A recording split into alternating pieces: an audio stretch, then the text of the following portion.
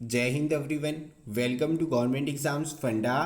आज हम बात करेंगे बहुत इंपॉर्टेंट चीज़ के ऊपर।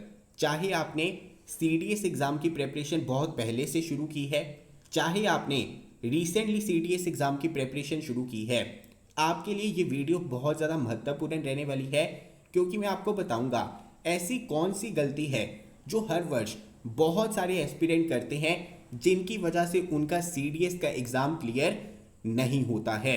देखिए, होता पता क्या है कि हर एक बंदा इतनी सारी गलतियां नहीं कर सकता खुद कि खुद सब कुछ सीखना शुरू कर दे।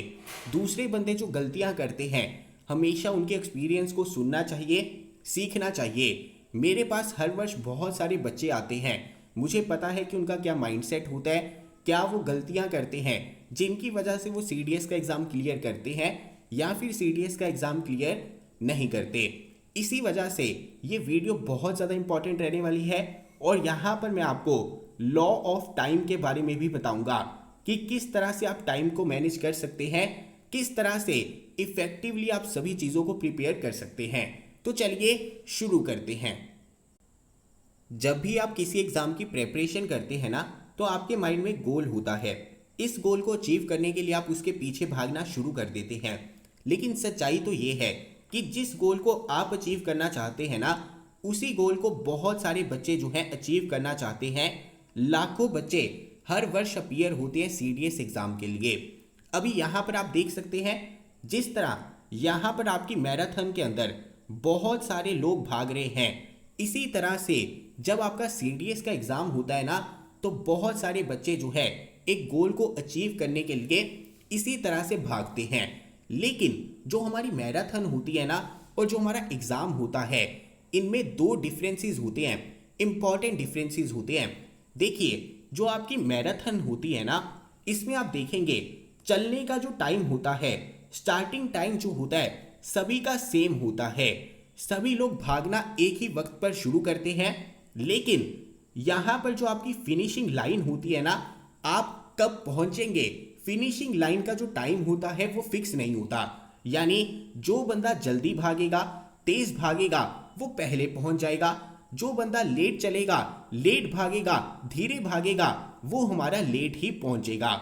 यहां पर चलने का टाइम आपका फिक्स होता है। रेस जो है आपकी फिक्स टाइम पर शुरू होती है, लेकिन खत्म फिक्स टाइम पर नहीं होती। जिसका पोटेंशियल ज्यादा होगा, जो ज्यादा तेज भागेगा, वो पहले उस रेस को खत्म कर लेगा। लेकिन जो आपका एग्जाम होता है ना, यहां पर ये सारी चीजें नहीं चलती। एग्जाम में जो हमारा फिनिशिंग लाइन है, फिनिशिंग लाइन का टाइम फिक्स है। एग्जाम आपका 14 नवंबर को ही होगा। लेकिन यहां पर जो आपका स्टार्टिंग टाइम होता है ना, ये आपका फिक्स नहीं होता। अगर तो ये आपकी रेस होती, तो जो बंदा पहले भागना शुरू करता, वही बंदा पहले रेस को खत्म करता। लेकिन ऐसा नहीं है। जब भी आप कोई एग्जाम देने जाते हैं ना, तो उसका जो फिनिशिंग टाइम है, फिनिशिंग लाइन है, वो फिक्स है। चाहे सिलेबस आपने 3 महीने पहले खत्म कर लिया, चाहे 4 महीने पहले खत्म कर लिया, चाहे 2 दिन पहले खत्म कर लिया, लेकिन एग्जाम आपका कब होगा? 14 नवंबर को ही होगा। बस यहां पर डिफरेंस क्या है? भागने के टाइम सभी के अलग अलग रहते हैं।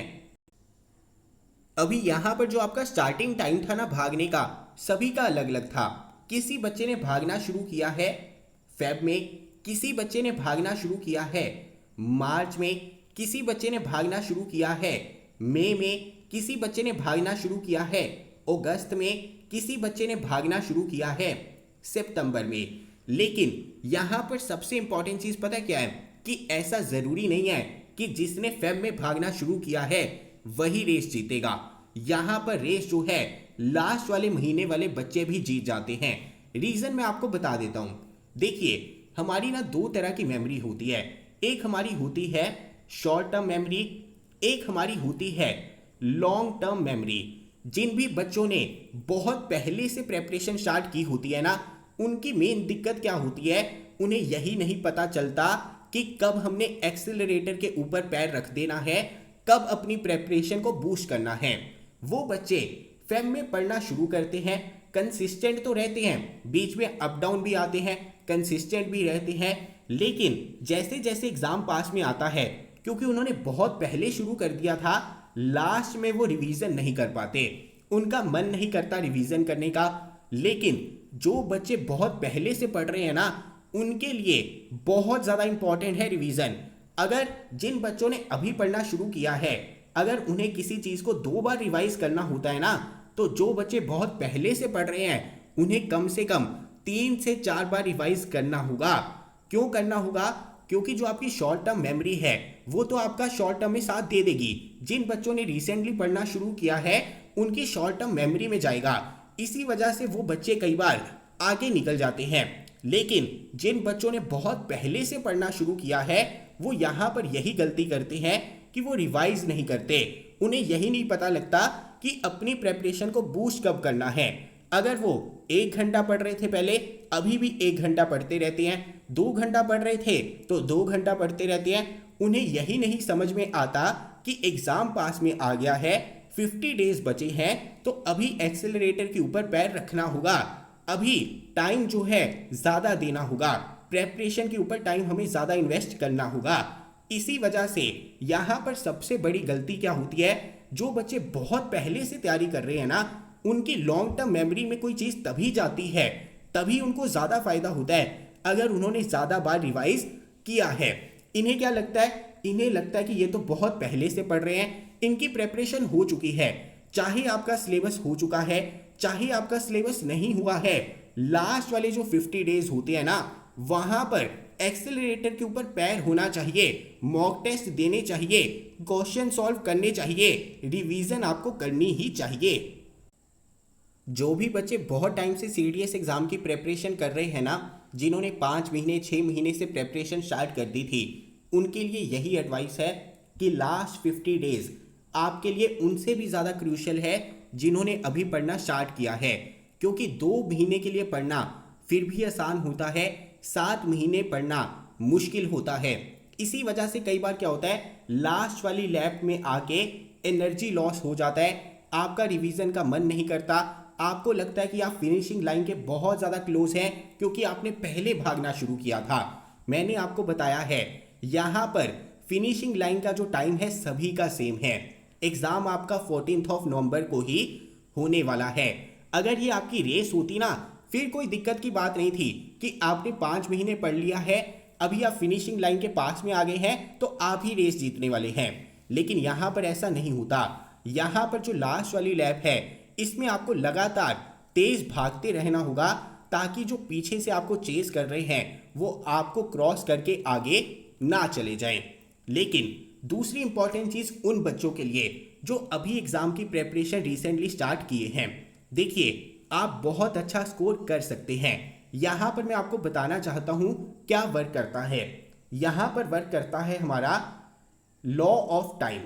लॉ ऑफ टाइम हमारा क्या कहता है, अगर आपको किसी काम को करना है और एक फिक्स टाइम के अंदर करना है तो यहाँ पर जो आपका काम होगा ना, ऑटोमेटिकली इस टाइम के अंदर एडजस्ट होना शुरू हो जाएगा। जैसे अगर मैं आपको कहता 30 टॉपिक्स 30 डेज में करने हैं तो आप 30 डेज में ही कर पाते। अगर मैं आपको कहता 30 टॉपिक्स आपको 10 डेज के अंदर करने हैं तो यहाँ पर आप 10 डेज के अंदर ही कर पाते। क्यों कर पाते ऐसा? क्योंकि यहाँ पर आपका टाइम जो है फिक्स हो चुका है। जब हमारा टाइम फिक्स हो जाता है ना और कोई चीज़ करनी हमारे लिए बहुत ज़्यादा ज़रूरी होती है तो यहाँ पर जो हमारा काम है उसी टाइम के अंदर एडजस्ट होना शुरू हो जाता है। अगर हम ओवरऑल बात करेंगे ना तो हमारे अप्रॉक्सीमेटली सीडीएस के अंदर इंग्लिश और जीएस को मिलाकर कितने टॉपिक्स होंगे? लगभग 240 टॉपिक्स होंगे। सिर्फ इतने टॉपिक्स आपके रहते हैं। मुझे तो आइडिया है क्योंकि मैंने सभी सब्जेक्ट्स आपके पढ़ाए हुए हैं। Already 200 plus lectures, 200 plus topics जो है सीडीएस के हमारी एप्लीकेशन के ऊपर अवेलेबल है। अभी होता क्या है लॉ ऑफ टाइम, देखिए कुछ बच्चे ऐसे होंगे जो यहाँ पर रोज एक एक लेक्चर कर रहे थे, जिन्होंने 240 डेज के अंदर ही 240 लेक्चर्स करने हैं, 8 महीने के अंदर ही यहाँ पर 240 लेक्चर्स करने हैं। लेकिन जैसा कि मैंने आपको बताया है, जिन भी बच्चों ने बहुत पहले से शुरू किया है ना, उन्हें यहाँ पर रिवाइज करना होगा क्योंकि उन्होंने 1 महीने के अंदर 30 लेक्चर्स किए थे फेब के अंदर, या फिर उन्होंने किए थे मार्च के अंदर। उसके बाद अगर उन्होंने उसको रिवाइज नहीं किया है, इसका मतलब उन्होंने उस चीज़ को 7-8 महीने पहले पढ़ा था, यहाँ पर बहुत बड़ी दिक्कत हो जाती है। लेकिन अभी हमारा लॉ ऑफ टाइम ये कहता है कि अगर आपके पास अभी 50 डेज हैं और आपको 240 टॉपिक्स करने हैं, और ये 240 टॉपिक्स वो हैं अगर आपको पूरा सिलेबस करना है। लेकिन अगर आप आज से भी प्रेपरेशन शुरू करते हैं या फिर अभी आपको 1 महीना हुआ है प्रेपरेशन शुरू किए, तो भी आप कम से कम 200 टॉपिक्स जो है यहाँ पर पूरे कर सकते हैं। कैसे कर सकते हैं? लॉ ऑफ टाइम की मदद से। लॉ ऑफ टाइम हमारा क्या कहता है, जितना हमारे पास टाइम होता है उसमें यहाँ पर जो हमारा काम है वो एडजस्ट हो जाएगा। अगर मेरे पास 200 डेज होते तो मैं 200 डेज के अंदर ही 200 टॉपिक्स कर पाता, क्योंकि मेरे पास टाइम ही उतना था। तो काम जो है हमारा फैलता रहता है। जितना हमारे पास टाइम ज़्यादा होता है ना, उतना हम लाइटली लेते हैं, उतना हम धीरे धीरे चलते हैं। लेकिन अगर हमारे पास 50 डेज हैं, हमें यहाँ पर 200 टॉपिक्स करने हैं, तो क्या हम एक दिन के अंदर 4 टॉपिक्स नहीं कर सकते? बिल्कुल कर सकते हैं। इसी वजह से जो बच्चों ने रिसेंटली प्रेपरेशन करनी शुरू की है ना, वो अपने दिमाग से ये निकाल दें कि वो अपना बेस्ट नहीं दे सकते, वो भी अपना बेस्ट दे सकते हैं। लेकिन दिक्कत पता क्या आती है? एक तो आप लेट पढ़ना शुरू करते हैं, लेट पढ़ना शुरू करने के बाद भी आपको अपने ऊपर कॉन्फिडेंस नहीं होता। उसके बाद आप इधर उधर भटकते रहते हैं, घूमते रहते हैं, क्योंकि आपको टाइम मैनेज नहीं करना आता।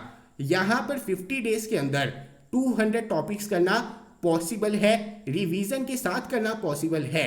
लेकिन यहाँ पर शर्त क्या है? शर्त ये है कि आपको पता हो कि पहले दिन क्या करना है, दूसरे दिन क्या करना है, तीसरे दिन क्या करना है। यहाँ पर आपको पता होना चाहिए कि एक्चुअल में आपका सिलेबस कितना है। जैसे सपोज करिए ये हमारी फिनिशिंग लाइन है, किसी बच्चे ने पहले भागना शुरू किया है, अभी वो 5 किलोमीटर की स्पीड से चल रहा था, आपने लेट भागना शुरू किया है, आपको रिमेनिंग डिस्टेंस जो है कितने टाइम के अंदर कवर करना है ये आपको पता तो होना चाहिए ना। अगर आपको ये पता होगा कि डिस्टेंस कितना है, आपको ये पता होगा कि रिमेनिंग टाइम कितना है, उसी के अकॉर्डिंग तो आप भागने वाले हैं। अगर आप उसी के अकॉर्डिंग यहाँ पर भागेंगे तो आपको ये भी पता होगा कि कितनी स्पीड से यहाँ पर आपको भागना पड़ेगा। अगर आपने कभी भी रनिंग की है तो आप सभी को पता होगा कि जब हम पहला चक्कर लगाते हैं या फिर दूसरा चक्कर लगाते हैं, वो चक्कर लगता है हमारी बॉडी के अकॉर्डिंग। लेकिन एक बार हमारी बॉडी उसमें अडेप्ट कर लेती है ना, तो अगले 5, 6, 7 चक्कर जो लगते हैं भागते हुए, वो लगते हैं माइंड की वजह से, क्योंकि हमारी बॉडी अडेप्ट हो चुकी होती है। उसके बाद में आपका माइंड कितना स्ट्रांग है वो तय करता है कि आप कितनी देर भाग सकते हैं, कितने चक्कर लगा सकते हैं। इसी वजह से यहाँ पर भी सारी गेम किसकी है? माइंड की है। जो भी बच्चे लेट पढ़ना शुरू कर रहे हैं ना, उन्हें बस इतना पता होना चाहिए कि सिलेबस कितना है, उन्हें पता होना चाहिए कि उनके पास काम कितना है और टाइम कितना है। अगर उन्हें काम का पता होगा, टाइम का पता होगा, तो ये काम ऑटोमेटिकली एडजस्ट हो जाएगा इस टाइम के अंदर। लेकिन जो भी बच्चे लेट पढ़ना शुरू करते हैं, उनकी दिक्कत क्या होती है? उन्हें यही नहीं पता कि उनके पास काम कितना है। उन्हें ये तो पता है कि उनके पास वक्त कम रह गया है, लेकिन उन्हें ये पता ही नहीं कि काम कितना है। अगर उन्हें यही नहीं पता होगा कि काम कितना है, तो यहाँ पर काम इस टाइम के अंदर एडजस्ट नहीं हो पाएगा। ज़्यादा मुश्किल नहीं है सीडीएस निकालना। मैंने जैसे आपको बताया है, ज़्यादा से ज़्यादा यहाँ पर कितने टॉपिक्स हो सकते हैं? 200 टॉपिक्स हो सकते हैं। अगर आपके पास 50 डेज भी बचते हैं, एक दिन के अंदर सिर्फ 4 टॉपिक्स करने हैं। चलो मैंने मान लिया लास्ट वाले 2, 4, 5 दिन में आप नहीं करेंगे, एक दिन में 5 टॉपिक्स करना कोई बड़ी बात नहीं है, पॉसिबल है। एक टॉपिक आपका कितना ही टाइम ले लेगा? आधा घंटा ले लेगा, 40 मिनट ले लेगा, यानी कि 3 घंटे भी आप दिन में इन्वेस्ट करेंगे ना, तो 5 टॉपिक कर सकते हैं। रिवीजन के साथ, क्वेश्चन सॉल्व करने के साथ ज़्यादा से ज़्यादा 4 या 5 घंटे देने होंगे।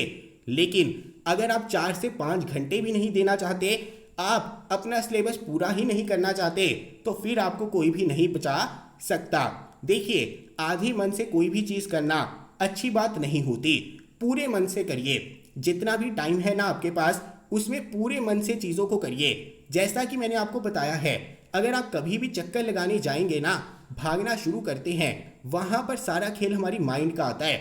यहाँ पर भी अगर आपको 50 डेज के अंदर मैक्सिमम सिलेबस रिवाइज करना है या पढ़ना है तो पहले 3-4 दिन जो है आपकी बॉडी झेल लेगी, क्योंकि आपके अंदर बहुत ज़्यादा मोटिवेशन होती है, आप चार्ज अप हो रखे होते हैं। लेकिन उसके बाद सारा खेल आता है माइंड का। अगर आपने अपने माइंड को समझा लिया कि आपके पास अभी भी बहुत ज़्यादा वक्त है, आप आराम से सिलेबस कर सकते हैं, तो आप उसे पूरा कर ही लेंगे। इसी वजह से मैं आपको बताना चाहता हूँ, दोबारा से यही बात बताना चाहता हूँ कि अगर आप लेट भागना शुरू करते भी हैं, बस आपको ये पता होना चाहिए कि आपके पास काम कितना है, आपके पास टाइम कितना है, ताकि कितनी स्पीड से आपको भागना है, एक दिन में कितना काम करना है, इसकी क्लैरिटी आप सभी को मिल सके। अभी यहाँ पर जिन बच्चों ने अभी पढ़ना शुरू किया है, 1 या 2 महीने में पढ़ना शुरू किया है, उनकी सबसे बड़ी दिक्कत और सबसे बड़ा क्वेश्चन यही आएगा कि आप हमें बता दीजिए कि हमारा टोटल वर्क कितना है। देखिए, मैं वीडियो के अंदर जब आपको बहुत सारे टॉपिक्स बताता हूँ ना, तो आपको ऐसा लगता है कि इम्पॉसिबल है ऐसा करना, लेकिन मैं आपको बता रहा हूँ कि टॉपिक्स देखने में ज़्यादा लगते हैं, लेकिन उतने टॉपिक्स को पढ़ना बहुत मुश्किल भी नहीं है।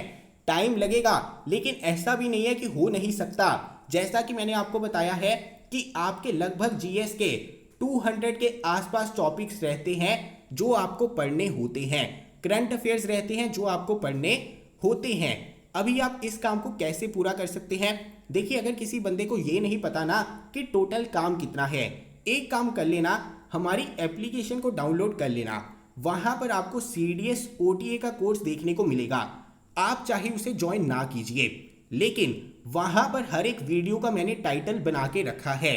आप अपने एग्जाम प्रेपरेशन को, अपने टोटल काम को रिमेनिंग टाइम के साथ उसी अकॉर्डिंग डिवाइड कर लीजिए जितने हमारे किसी भी सब्जेक्ट के लेक्चर्स हैं।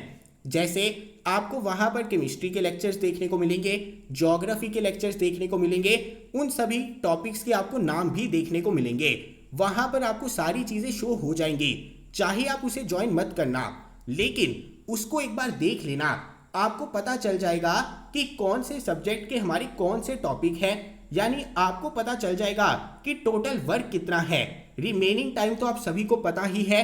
अगर आपको टोटल वर्क का पता होगा, रिमेनिंग टाइम का पता होगा, एक दिन में आपको कितना काम करना है, कितने टॉपिक्स करने हैं, वो ऑटोमेटिकली एडजस्ट उसमें होने शुरू हो जाएंगे।